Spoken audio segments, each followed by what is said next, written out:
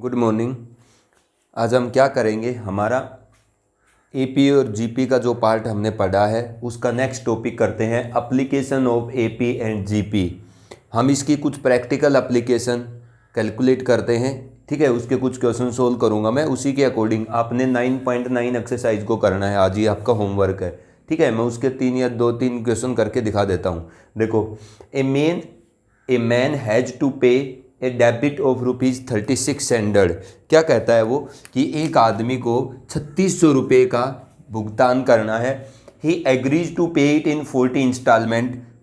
वह आदमी इस पैसे को 40 किस्तों के अंदर जमा करने के लिए या पे करने के लिए एग्री हो जाता है।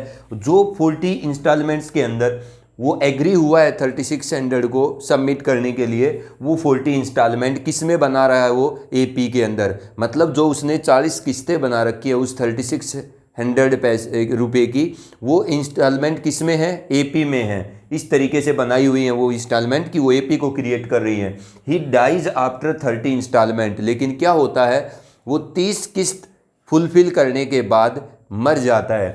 व्हेन ही हैज टू पे 1/3 ऑफ द डेबिट। जब कब मरता है वो, जब उसको 1/3 पैसा डेबिट का चुकाना बाकी रह जाता है। मतलब वो 30 किस्तें 40 में से जब सबमिट कर देता है, उसके बाद उसकी डेथ हो जाती है।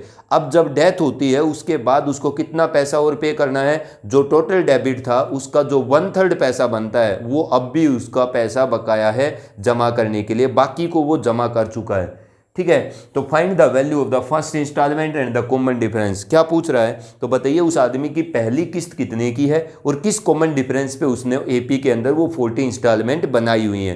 तो मैं मान लेता हूं कि लेट फर्स्ट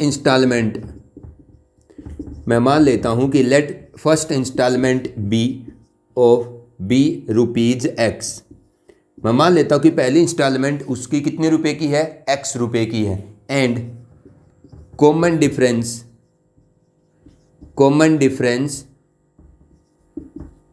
बी कितना, फर्स्ट इंस्टॉलमेंट आप किसकी मान लो, ए रुपए की मान लो। अरे कॉमन डिफरेंस कितना मान लो, डी, ठीक है। मैंने मान लिया कि उसकी फर्स्ट इंस्टॉलमेंट रुपीज ए की है with the common difference D.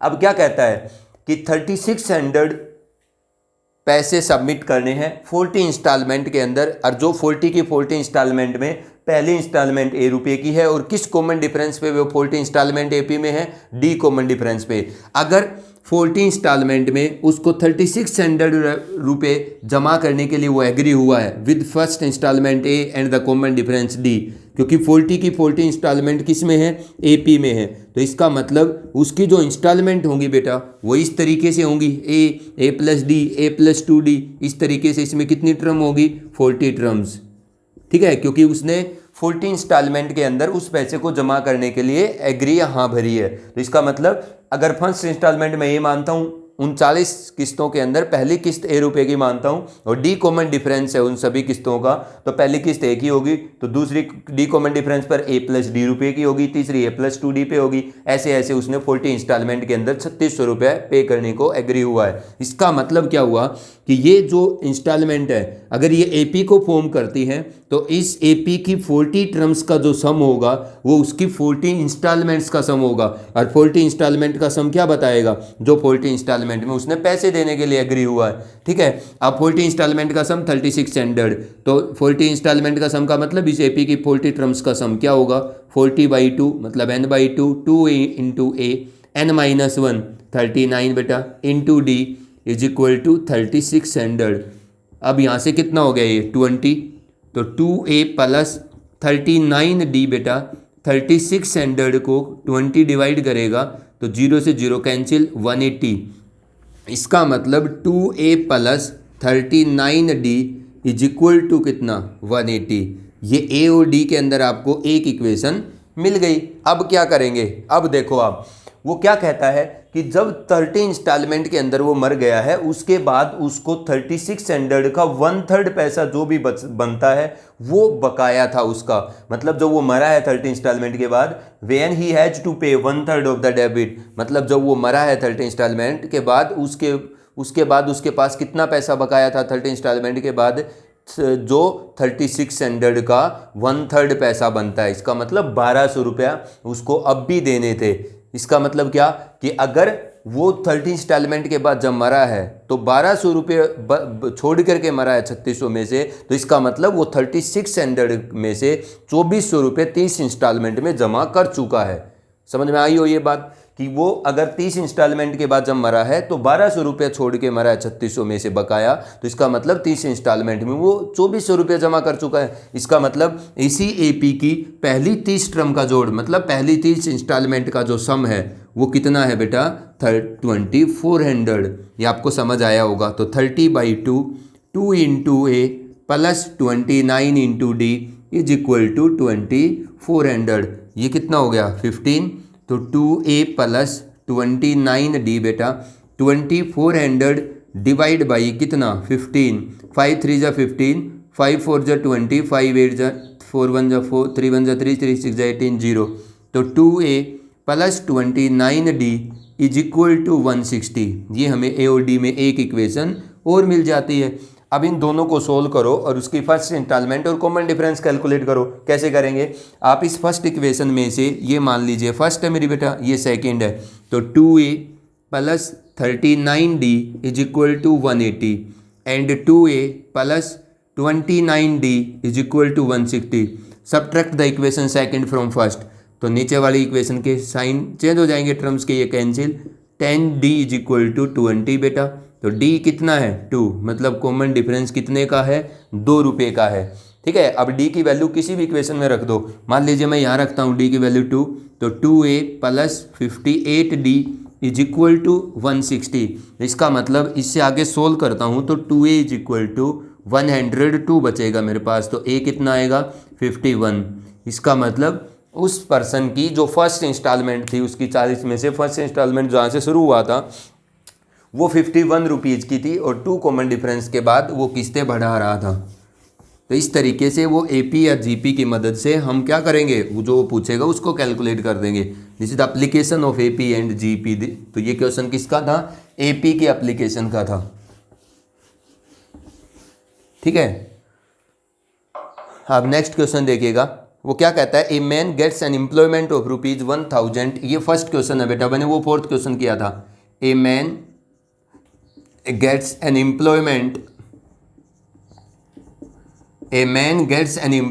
of ₹1000 with an increment of per month with an annual increment of per month with an annual increment of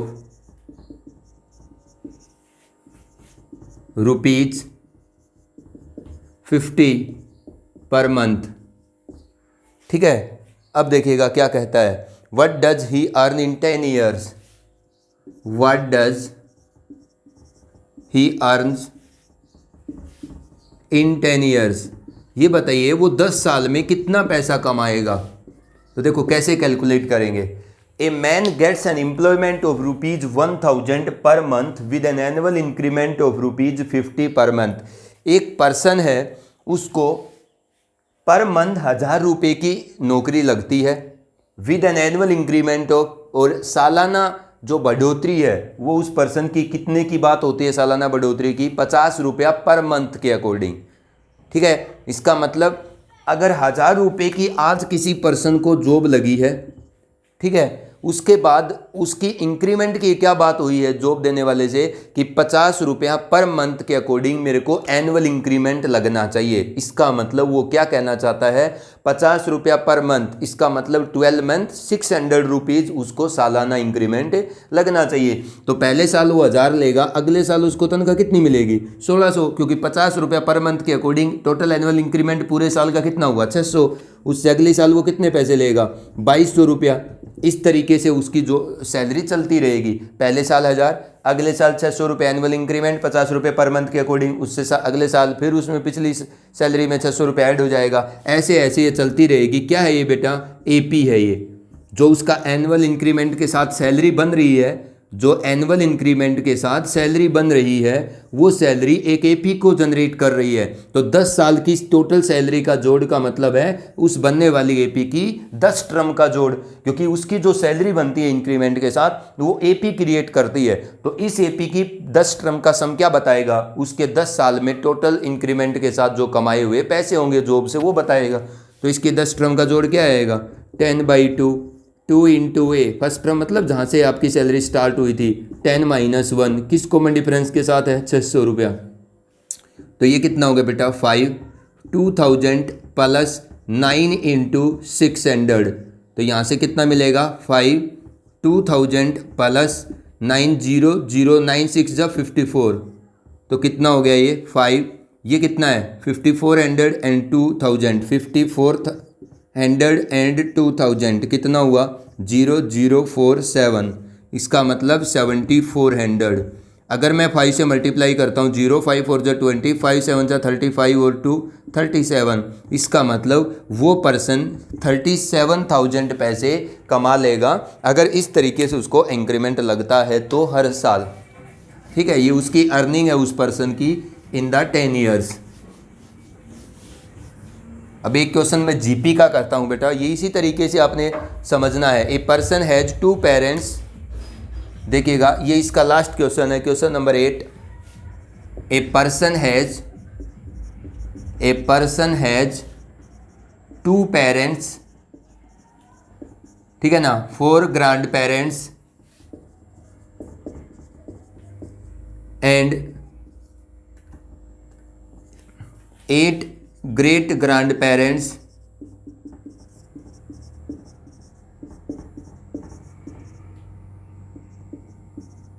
and so on। और ये चलता जाता है पीछे की तरफ, पीढ़ियां बता रहा है। Find the number of his ancestors, find the number of his ancestors during the generation preceding his own। Find the number of ancestors during 10 generations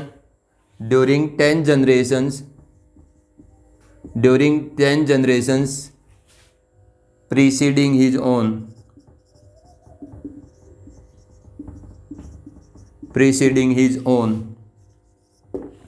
देखिएगा वो क्या कहता है, ए पर्सन हैज 2 पेरेंट्स,